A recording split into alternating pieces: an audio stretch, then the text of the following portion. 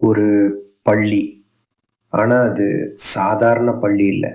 அங்கே படிக்க வர்றது மனிதர்கள் மட்டும் இல்லை, பேய்கள், வாம்பயர்கள், ஓநாய் மனிதர்கள், மம்மிகள், அதிசய உயிரினங்கள், இப்படி உலகம் முழுக்க இருக்கும் பயங்கர ஜீவிகள்.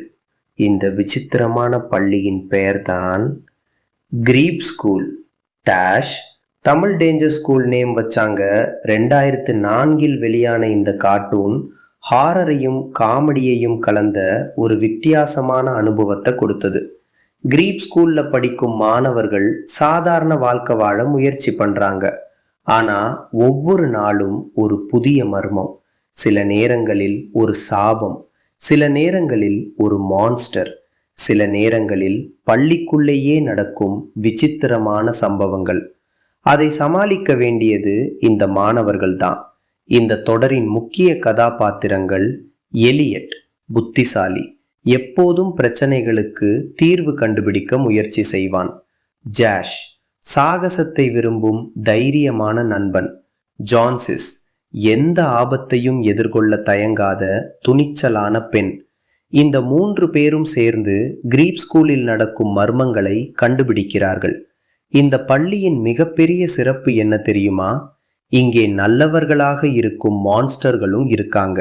ஆனா எல்லா உயிரினங்களும் நல்லவங்க கிடையாது. சிலர் தங்களுடைய சக்தியை தவறாக பயன்படுத்துவார்கள். அதனால ஒவ்வொரு எபிசோடிலும் ஒரு புதிய சவால் காத்திருக்கும். கிரீப் ஸ்கூல்ல வரும் எதிரிகள் ஒவ்வொருவரும் வித்தியாசமானவர்கள். சிலர் மாயாஜாலம் பயன்படுத்துவார்கள், சிலர் சாபங்களை உருவாக்குவார்கள், சிலர் மாணவர்களை பயமுறுத்த முயற்சிப்பார்கள். ஆனா முக்கிய கதாபாத்திரங்கள் பயத்தை விட புத்திசாலித்தனத்தை நம்பி ஒவ்வொரு பிரச்சனையையும் சமாளிப்பார்கள். இந்த கார்ட்டூன் குழந்தைகளை பயமுறுத்துவதற்காக மட்டும் உருவாக்கப்படவில்லை. இதில் நட்பு, ஒற்றுமை, தைரியம் மற்றும் சிக்கலான சூழ்நிலைகளில் சரியான முடிவு எடுப்பது போன்ற நல்ல கருத்துக்களும் சொல்லப்பட்டுள்ளன. அதனால்தான் ஹாரர் தீம் இருந்தாலும் குடும்பத்தோடு பார்க்கக்கூடிய கார்ட்டூனாக இது பிரபலமானது. அனிமேஷன் ஸ்டைலும் மிகவும் வித்தியாசமானது.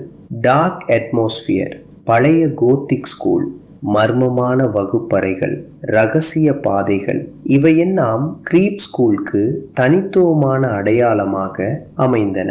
ஒவ்வொரு எபிசோடையும் ஒரு ஹாரர் ஸ்டோரி மாதிரி ஆரம்பித்து காமெடியோட முடிவடையும்.